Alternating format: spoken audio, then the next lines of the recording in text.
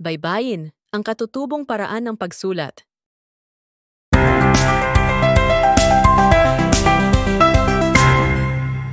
Bago pa man dumating ang mga Kastila, panahon pa lamang ng katutubo ay mayroon ng paraan ng pagsulat ang ating mga ninuno.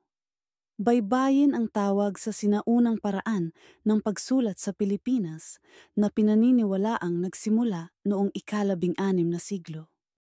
Ang ating mga ninuno ay may sarili ng batas, pamahalaan, pananampalataya, sining, panitikan at wika. Pinatunayan ito ni Padre Pedro Chirino, isang Kastilang mananalaysay, sa aklat na Relasyon de las Islas Filipinas. Ang baybayin ay may 3 patinig at 14 na katinig. Nilalagyan ng tuldok sa itaas ng katinig para sa e at i, habang tuldok sa ibaba para sa o at ekis sa ibaba upang tanggalin ang patinig. Sang-ayon din kay Padre Chirino, ang paraan ng pagsulat ng mga katutubo ay patindig mula sa itaas pababa at ang pagkakasunod-sunod ng mga talata ay mula sa kaliwa, pakanan.